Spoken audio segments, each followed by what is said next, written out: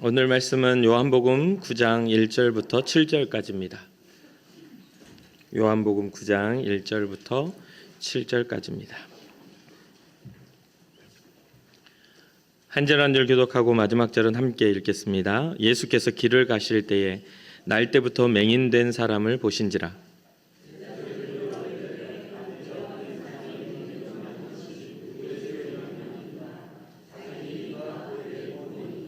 예수께서 대답하시되 이 사람이나 그 부모의 죄로 인한 것이 아니라 그에게서 하나님이 하시는 일을 나타내고자 하심이라.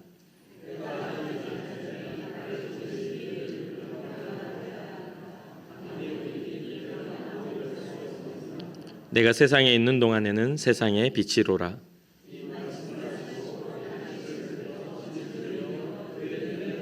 함께 읽겠습니다. 이르시되 실로암 못에 가서 씻으라 하시니 실로암은 번역하면 보냄을 받았다는 뜻이라. 이에 가서 씻고 밝은 눈으로 왔더라. 아멘. 아멘. 오늘 말씀은, 오늘의 이야기는 예수님께서 길을 가시다가 한 맹인을 만나고 그 맹인을 만난 그런 상황에서 제자들이 예수님께 질문하는 내용 때문에 이 내용이 시작이 됩니다. 날 때부터 맹인돼서 거지로 앉아 있는 이 사람. 이 사람을 보며 제자들이 예수님께 질문을 하죠. 예수님, 선생님, 이가 눈먼 자로 태어난 것은 누구 죄 때문에 이렇게 된 것입니까? 부모의 죄입니까? 아니면 자신의 죄입니까? 라는 이러한 질문을 한 것이죠. 참 이 질문에 대한 것은 유대인들의 생각과 사상에서는 당연하게 할 수 있는 질문입니다. 어떤 유대학자들은 아이가 뱃속에서부터 죄를 지을 수 있다라고 믿는 사람도 있었기 때문에 이 유대인들의 생각에는 어떤 저주받은 몸이나 병든 몸은 이 죄로 인하여 생겨난 것이라고 이렇게 생각을 했습니다. 그런데 예수님께서는 이 질문에 대해서 오늘 또 다른 그런 대답을 하십니다. 그리고 또한 이러한 어찌 보면 인류의 질병이 오고 무너짐이 오고 죽음이 온 것은 죄로 인해서 온 거기 때문에 이 제자들의 질문이 그렇게 틀린 것을 배경으로 한 것은 아닌 것 같지만 이것을 자세히 들여다보면 어떻게 되죠? 승계, 이렇게 이어받는 죄의 줄다리기 같은 그런 느낌으로 이어받는, 부모가 죄를 지었으니까 자녀도 죄인이다, 죄 지은 자다, 이렇게 생각하는, 뭔가 이렇게 물려받는 그런 개념으로 죄를 인식을 한 것이죠.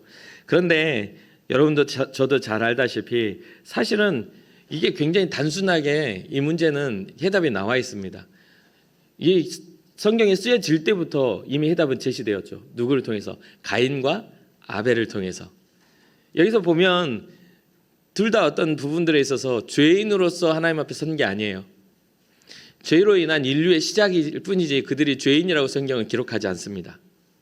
하나님과의 관계 회복을 위한 제사를 통해서 하나님과의 관계 회복을 위한 그러한 곳에서부터 이 인류의 그런 역사는 시작되는 것을 보게 돼요. 그러면 그렇게 보면 지금 현재 성경이 말하고 있는 죄는 무엇입니까? 도덕적인 것, 어떤 나쁜 짓에 그런 나쁜 짓을 했기 때문에 그런 것인가요? 아니요. 인류가 가지고 있는 죄는 뭐냐면 하나님과의 관계가 멀어진 상태, 이 상태가 바로 죄인으로서의 모습입니다. 그런데 이 제자들의 질문은 무엇이죠? 그 하나님과의 관계의 질문이 아니라 그 질병에 대한 현상의 질문을 하고 있는 것이죠. 이가 눈먼 자로 태어난 것은 도대체 부모의 죄입니까? 아니면 자신의 죄입니까? 라는 질문이죠. 그렇게 이러한 질문에 있어서 예수님은 부모의 죄다, 아니면 자신의 죄다, 이런 것은 의미가 없었습니다.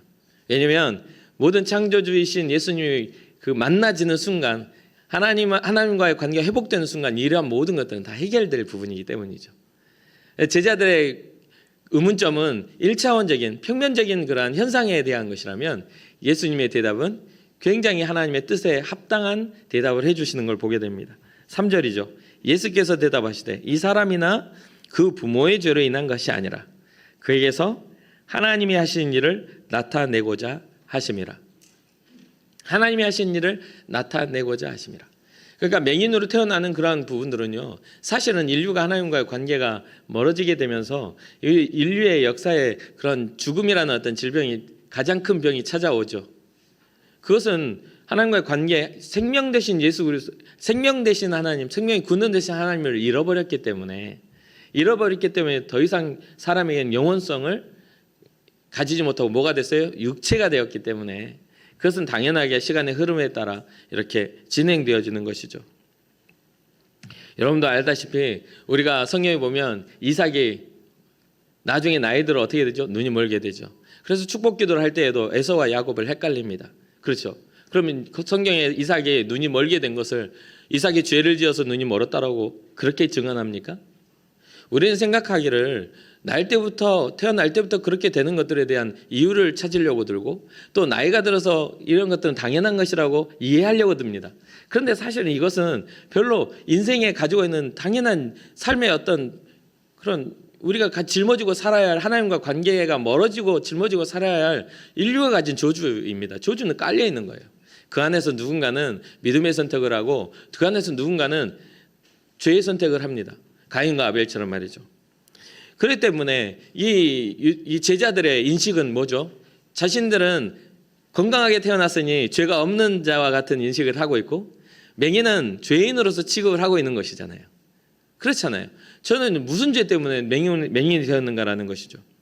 예수님은 동일하게 말하죠. 이것을 이 본문의 말씀을 쭉 읽어가다 보면 누가 진짜 눈먼 자고 누가 진짜 눈 뜨인 자인지를 말씀해주고 있는 것을 보게 돼요. 오늘 이 요한복음 9장을 보면요.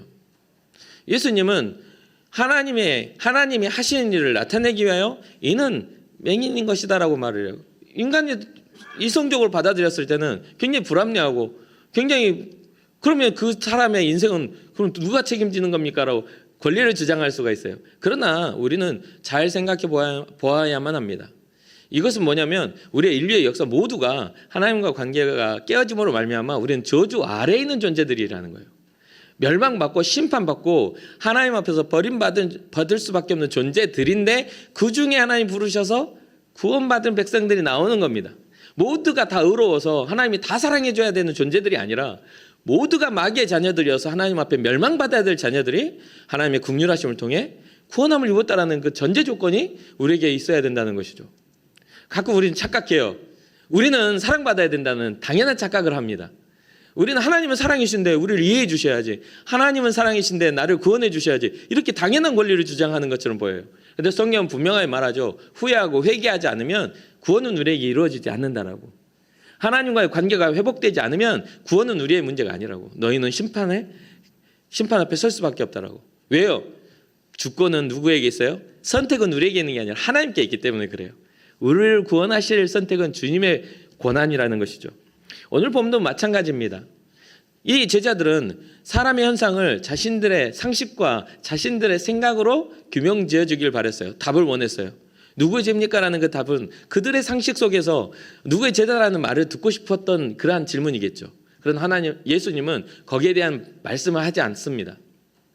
주님이 하시는 일 가운데 이는 예수 그리스도를 만났기에 그 눈먼 자는 그 수많은 사람들 중에 그 수많은 인류 중에 그곳에 앉아 예수 그리스도의 때에 예수님을 만났기에 그는 보게 된 것입니다.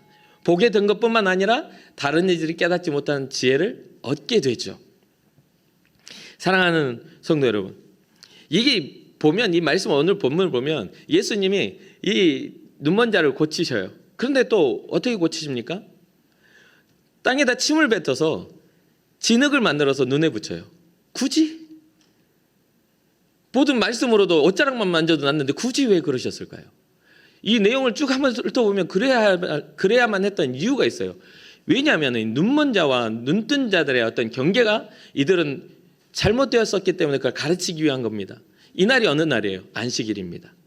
그러니까 뭐냐면 침을 뱉고 진흙을 이기는 게 뭐가 돼요? 일이 되는 거예요. 일이. 침을 뱉고 진흙을 이기는 게 일이 되는 거예요. 그래가지고 눈에 바르고 가서 실로암 연못가에 가서 씻으라 하는 그 모든 행위가 모두 하나님 앞에서 부정하다고 여겨지는 유대인들의 생각한 율법을 범한 일이 되는 거예요. 안식일에. 그래서 주님은 그들의 잘못된 생각, 잘못된 신앙을 지금 뭐예요? 방향성을 완전히 달리하고 있는 겁니다. 생각을 달리해라. 하나님이 기뻐하시는 뜻이 무엇이냐라는 거예요. 어떤 행위로, 어떤 모양으로 그러한 것들을 말하고 있는 것이 아니라 하나님의 기뻐하시는 그 방향이 어떠한 것인지를 깨닫게 하시는 거예요. 영적인 눈이 열리기를 바라신 거예요. 그런데 이 신랑, 이 맹인이 가서 진흙을 바르고 가가지고 실로암 연못가에 가서 씻었더니 아유, 눈이 번쩍 뜨였네요. 눈이 번쩍 뜨여서 이왕 씻은 김에 여기 눈을 씻을 때 어때요? 세수도 할 거 아닙니까? 잘 씻을 거 아닙니까? 그리고 돌아와서 사람들을 만납니다. 그러니까 사람들을 만나니까 어때요? 사람들이 못 알아보는 거예요. 저 앉아있던 그 거지 아니었어? 어떤 사람은 거지 맞다고 하고 아니라는 사람이 헷갈리는 거예요. 왜요? 눈 뜨고 보니까 잘생겼어. 거지로 앉아있을 때는 전혀 몰랐는데 눈을 뜨니까 사람이 달라 보여. 그러니까 앉아있을 그 옷도 그대로고, 그리고 앉아있을 때는 키가 큰 줄 몰랐는데 일어섰더니 아주 원칠하네요. 사람들이 못 알아보는 거예요. 여러분, 눈을 이렇게 감고 이렇게 하는 거하고 눈을 딱 뜨고 있는 거하고 다르죠. 평생 찌질하게 내가 어디 뭐가 묻은지도 모르고 오물을 묻히고 살았으니, 길바닥에 그 흙바닥에 앉아가지고 사람들의 구걸하고 평생 살았으니 얼마나 더러웠겠어요. 근데 눈이 뜨여지면서 실로암 연못가에서 얼굴을 씻고 뭔가 물을 묻히고 단장하니까 사람이 못 알아보는 거예요. 그래서 8절 9절 그런 이야기가 나오는 거죠. 그러면서 사람들이 궁금해합니다. 알아보는 사람 생겨요. 맞아. 거지 맞아. 분명히 거지야. 내가 돈 준 적이 있어. 그러면서 이제 하면서 한 말이에요. 너 눈 어떻게 뜨여졌냐? 묻는 겁니다. 너 눈 어떻게 떴어? 라고 이야기하니까 이 거지는 예수님 본 적이 없어요. 왜? 예수님 만났을 때 눈이 안 보였거든요. 그러니까 뭘로 만들었어요? 귀로 만들었어요. 예수라는 그 사람이 진흙을 이겨 내 눈에 바르고 나더러 실로암에 가서 씻으라 하기에 가서 씻었더니 보게 되었다고. 굉장히 기쁜 일이지 않습니까? 굉장히 기쁜 일이죠. 이 거지는 예수님을 찾아가지도 못했어요. 왜? 누군지를 몰라. 본 적이 없어요. 하고서 씻는 얼굴로 왔는데 먼저 만난 사람이 어떤 사람이에요? 이웃 사람들이고 그 거지를 알아보는 사람들이 만나서 지금 질문을 하고 있는 겁니다. 그러니까 이 사람들이 눈 뜬 것을 가지고 이제 증거를 삼아야 되잖아요. 뭐 정결례를 하고 뭐 하면 가서 보여주고 확실하게 해야 되니까 데리고 이제 유대인들에게 찾아갑니다. 바리새인들에게 갑니다. 그런데 여기에서 14절 뭐라 하냐면 예수께서 진흙을 이겨 눈을 뜨게 하신 날은 안식일이라 라는 이 말이 있어요. 그냥 기록된 게 없어요. 그러니까 바리새인들이 눈 뜨고 온 그 사람을 보고 그 내용을 들어보니 눈을 뜬 거는 참 신기한 일인데 무슨 일이에요? 안식일에 일한 일이야. 그러니까 어떻게 보게 되면 물어보고 눈을 바르고 보게 됐다고 하니까 그때부터 이제 자기네들끼리 이게 분쟁이 일어납니다. 이제 논쟁이 일어나요. 16절에 보면 안식일을 지키지 아니하니 하나님께로 온 사람이 아니다. 또 어떤 사람들은 죄인으로서 어떻게 이러한 능력과 기사가 나타날 수 있는가? 하나님이 아니시면 할 수 없는 일이다 하면서 서로 자기네들끼리 싸움이 일어납니다. 그런데 아무리 생각해도 뭐가 더 우세해요? 유대인들의 기본적인 상식이 우세합니다. 안식일에 이런 일을 하는 것들, 먼저 앞서 있는 바리새인들의 생각은 율법으로 봤을 때는 안식일에 일한 이것은 부정한 일이라. 부정한 일인 거예요. 그래서 유대인들이 맹인으로 있다가 보게 된 것을 믿지 아니합니다. 믿지 않고 누구를 불러요? 부모님을 불러요. 야, 니네 부모 데려와. 얘 누구네 아들이야? 불러와. 해가지고 이때 당시에는 바리새인들이나 사두개인들이나 서기관들은 권력자들이었기 때문에 불러라면 불러와야 돼요. 그래서 부모들이 갑자기 놀래가지고 찾아와. 허들레부터 왔죠. 그러면서 네 아들 맞아? 맞습니다. 이가 눈먼 상태로 태어난 게 맞아? 맹인으로 태어난 게 맞습니다. 그럼 어떻게 보게 됐어? 저희 잘 모르겠는데요. 부모님들이 어떻게 합니까? 그리고 이야기를 들어보니 예수라는 사람을 만나서 눈이 떠졌다고 그래요. 그러니까 추궁을 계속 받는 겁니다.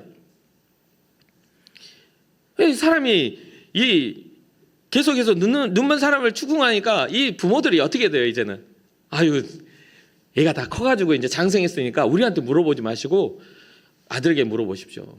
저 어른이지 않습니까? 눈 뜨니까 잘생겼네 내 아들.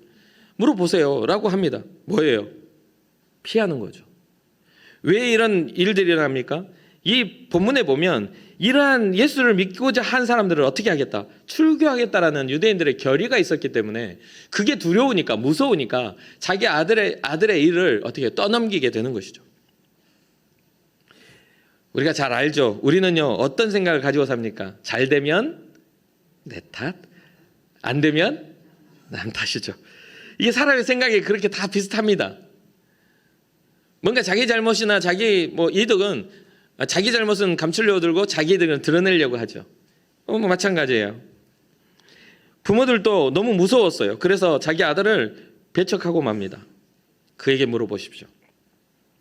그가 어떻게 보는지, 누가 눈뜨게 했는지 우리는 모릅니다. 물어보십시오. 그렇게 했을 때 이 전반적인 흐름이 무엇입니까? 기적이 일어났음에도 예수님의 일하신 능력과 이사를 인정하는 분위기입니까? 인정하지 않는 분위기입니까? 인정하지 않는 분위기인 것이죠. 전반적인 분위기가. 놀라운 일이 일어났는데도 계속해서 그것을 인정하지 않고 자기네들끼리 논쟁하고 싸우고 문제를 일으키는 겁니까? 일으키는 겁니다. 그러니까 30절에 이 거지였던 맹인이 하는 말이 이런 말을 합니다. 그 사람이 대답하여 이르되 이상하다. 이 사람이 내 눈을 뜨게 하였으되 당신들은 그가 어디서 왔는지 알지 못하는도다. 내가 보기에는 그는 선지자인데, 성경이 기록해요. 내가 보기에는 예수는 선지자인데 선지자로 부름을 받은 그를 하나님 섬기는 여러분들이 못 알아본다고요? 이상한데요? 라고 이야기합니다. 그러면서 31절에 하나님이 죄인의 말을 듣지 아니하시고 경건하여 그의 뜻대로 행하는 자의 말을 들으시는 줄을 우리가 압니다.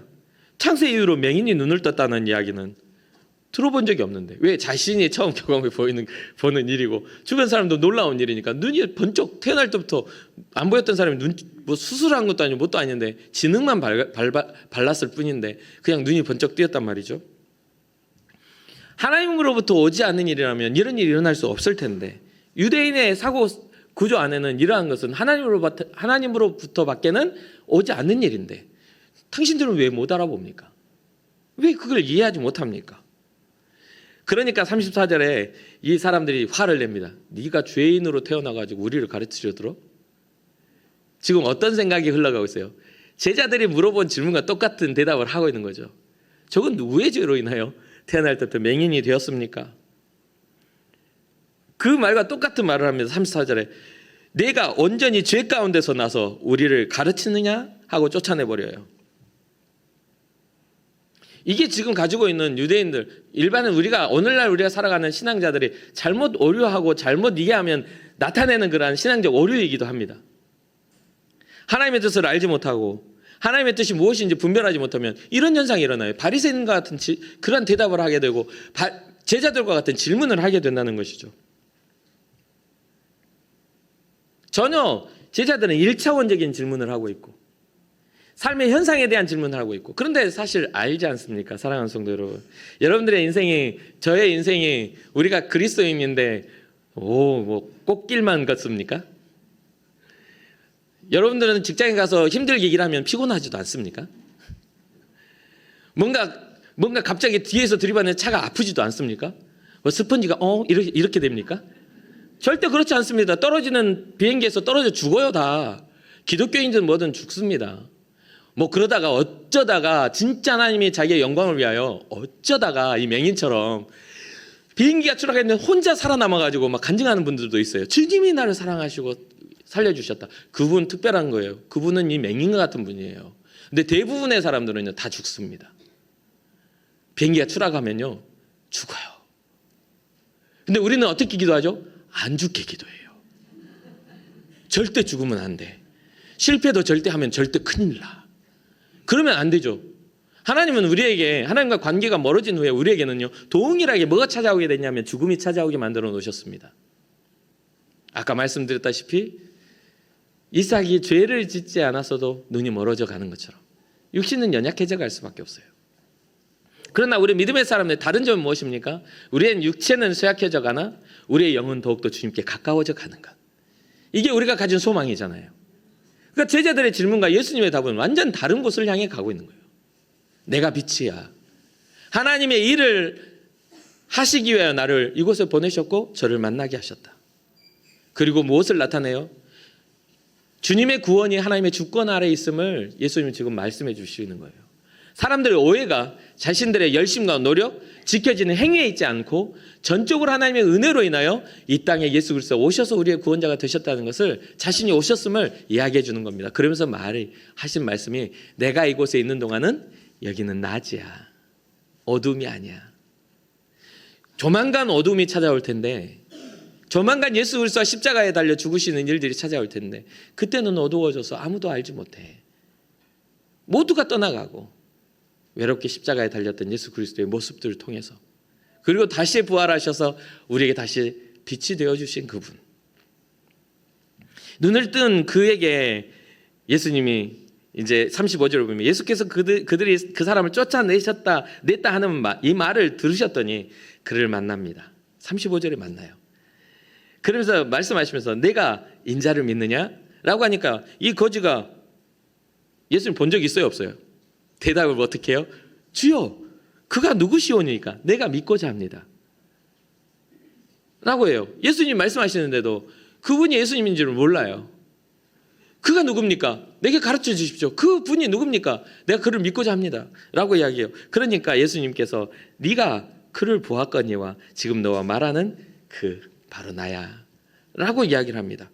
그러니까 이 거지가, 바로 눈뜬 맹인이 아니죠. 눈뜬 그 거지가 이제 주님의 말씀을 듣고 그 자리에서 주여 내가 믿나이다 하며 엎드려 절을 하죠. 그러면서 예수님께서 그런 말씀하십니다. 깨달으시기 바라요. 내가 심판하러 이 세상에 왔으니 보지 못하는 자들은 보게 하고 보는 자들은 맹인이 되게 하려 함이라 하시니. 심판은 무엇입니까? 결과입니다. 심판은 결과예요. 과정이 아니에요. 심판은 그 죄에 대하여 선언을 내리는 거예요. 그런데 지금 이 보지 못했던 이는 예수 그리스도를 만남으로 주님을 보게 되었고, 눈을 떴다 하는 이 사람들은 예수님을 보았으나 그들은 눈을 감고 있었던 거죠. 무엇에 사로잡혀서요? 일반적인 상식에 사로잡혀 있었기 때문이죠. 삶의 성공의 법칙에 사로잡혀 있었고, 헬레니즘 문화의 철학에 사로잡혀 있었고, 유대인들의 전통에 사로잡혀 있었기 때문에 그 전통에 사로잡혀서 굳이 안식일에 진흙을 이겨서 눈에 바른 그 사건을 이들은 알지 못했어요. 지금에 와서 우리는 이것을 깨닫게 되니 얼마나 감사한 일인지 모릅니다. 사랑하는 성도 여러분, 이러한 부분들에 대해서 마태복음 13장은 이렇게 이야기합니다. 이사야의 예언이 그들에게 이루어졌으니 일렀으되 너희는 듣기는 들어도 깨닫지 못할 것이요 보기는 보아도 알지 못하리라. 이 백성들의 마음이 완악하여져서 그 귀는 듣기에 둔하고 눈은 감았으니 이는 눈으로 보고 귀로 듣고 마음으로 깨달아 돌이켜 내게 고침을 받을까 두려워함이라. 여러분, 우리의 마음속에 혹시 주님 앞에 진짜 주님 잘 믿을까 봐 두려워하시는 분이 계십니까? 여러분, 갑자기 부르셔서, 내 나이가 몇인데 갑자기 부르셔가지고 앞에 있는 목사처럼 주의 길을 가라라 하실까 봐 두려워하시는 분 혹시 있습니까? 애써 평생 외면하며 나는 주님 앞에 부름 받았었는데, 야, 지금 응답 받으면 안 돼. 적당히 눈 감고 살아야지. 잘못하면 선교사로 나가야 되고, 잘못하면 주님 우리 인천 궁극교회 사랑해서 맨날 와서 청소해야 돼. 안 돼. 혹시 그런 마음 가지신 분들 계십니까? 근데요, 바리새인과 서기관과 이 사람들은 그렇게 했다는 거예요. 진짜 하나님의 뜻을 온전히 깨달아서 주님 앞에 진짜 주님을 사랑하고 헌신할까 봐. 인류의 죄가 그 안에 있는 거예요. 진짜 하나님을 이해할까 봐. 하나님의 마음이 이해돼서 요나처럼 저 니네 가가지고 복음 전에 하는 거 듣기 싫어가지고 가기 싫으니까 애초에 듣지 말자 하는 사람들이 있을 수 있다는 이야기예요. 혹시나 여러분들이 정말 선하게 주의를 하면 큰일 날까 봐 염려하시는 분들이 주님 앞에 뭔가 뺏기는 것처럼 말이죠. 그러나 사랑하는 성도 여러분, 우리가 주님께 투자하는 것만큼 더 가치 있는 건 없어요. 우리의 생명을 주님께 맡겨드릴 때 주님 우리의 구원자가 되어주심을 믿으시길 주님의 이름으로 축복합니다. 제가 여러분과 나누고 있는 이 설교는요, 지난 8년 동안 우리 부산의 청년들과 나눴던 설교들이 그 원본이에요. 거기서 많이 달라지긴 하지만 원본이에요. 그때 당시 제가 이게 2017년도에 했던 설교예요. 제가 부임한 지 2년도 채 안 된, 1년하고 6개월 정도밖에 안 된 그때 제가 이 청년들한테 그런 말을 했습니다. 혹시나 주님 앞에 은혜 받아서 삶이 변화될까 봐 무서워? 주님이 너희를 너무 사랑해서 너희를 주님의 품으로 불러오실까 봐 무서워? 세상에 있는 즐거움들을 내려놔야 될까 봐 무서워? 한번 주님 앞에 품 안에 들어와 봐. 세상의 것보다 더 가치 있는 것이 그 안에 있음을 알게 될 거야. 라는 그러한 이야기를 한 적이 있습니다.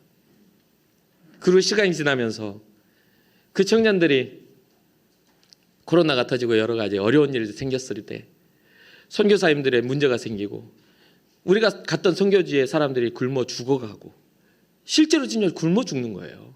네팔을 우리가 3년 동안 갔는데 먹을 게 없어서 가난해가지고 정말 자기가 일했던 곳에서 고향까지 가다가 먹을 게 없어서 기진해서 사람들이 길에 쓰러지는 그런 일들이 일어나더라는 거예요. 차비가 없으니까. 그래서 선교사님이 긴급적으로 연락이 왔어요. 우리 지금 사랑의 쌀 나눔을 좀 해야 될 것 같다고. 그래서 우리 청년들한테 연락이 왔어요. 교회로 온 게 아니에요. 청년들한테 연락이 왔어요. 청년들한테 연락이 왔는데 우리가 어떻게 해요? 바로 그걸 받아서 기도 시작했어요. 그리고 하루에 한 잔 커피를 마시는 거 우리가 모아가지고 그거 아껴서 모아서 우리 선교비 마련해서 우리 사랑의 쌀 나눔을 하자. 그게 이제 2020년 코로나가 21년인가요? 코로나 터졌을 때 20년도겠군요. 21, 22, 20년인가요? 21년인가요? 헷갈려요. 터졌을 때 그 해예요. 그래서 그렇게 딱 하자고 이렇게 하니까 모으기 시작했는데 1,500만 원이 모였어요. 1,500만 원이. 근데 그것에 동참한 인원이 40명도 안 돼요. 40명도 안 되는 거예요. 뭐냐면 삶의 목적에 있어서 자기의 삶의 목적에 있어서 주님의 사랑을 이해하기 시작하고 그곳에 가서 그 아이들을 품어보고 몸부림쳐 보니까 이 아이들에 대한 영혼에 대한 어떤 간절함이 있어요. 지금도 제 제자들이 3명이 지금 네팔에 가 있어요. 거기서 네팔에서 사역하는 것들을 저한테 선교 보고하듯이 보내오더라고요. 하나님이 만드신 이 아름다운 세상이라 하면서 동영상을 찍어서 보내와요. 그럴 때마다 어떤 생각이 드냐면 정말 이게 가슴속 깊은 곳에서 기도가 안 나올 수가 없어요. 그 영상 보고 울었어요. 저는. 그냥 평안한 그런 형상인데도 불구하고 제 마음속에 그런 것들이 있고요.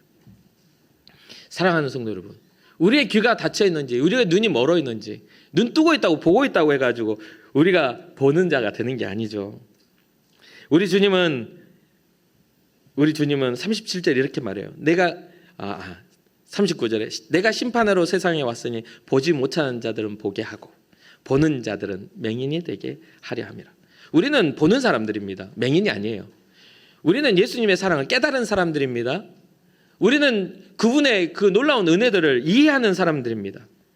그러면서 41절에 뭐라고 합니까? 너희가 맹인이 되었더라면 죄가 없으려니와 본다 하니 너희 죄가 그대로 있느니라. 바리새인 중에 예수와 함께 했던 자들이 우리도 맹인이니까? 그럼 우리는 못 보는 거야? 라고 하면 이의를 제기할 때 이 바리새인들은 본다 하고 안다 하고 상식이 있다니까 오히려 너희는 죄인인 거야. 눈을 뜨고도 하나님의 뜻을 발견하지 못하는 자들아 라고 이야기하고 있는 것을 보게 됩니다. 사랑하는 성도 여러분, 육체적인 질병은 육체를 죽여요. 그러나 영적인 질병은 모든 걸 죽입니다. 마태복음 10장 28절에 몸은 죽여도 영혼은 능히 죽이지 못하는 자들을 두려워하지 말고 오직 몸과 영혼을 능히 지옥에 멸하실 수 있는 이를 두려워하라고 주님이 말씀하세요. 몸과 영을 능히 지옥에 멸하실 수 있는 이를 두려워하라. 아까도 말씀드렸죠. 우리는 당연하게 사랑받을 존재로서 이 땅에 있는 게 아니에요. 우리는 저주 아래에 있으면서 죄의 저주 아래에 있으면서 주님 앞에 은혜 받아 사랑받는 자가 된 것입니다. 그것을 뭐라 하냐? 은혜 입은 자가 된 거예요. 그러니까 너무 자신하지 마십시오.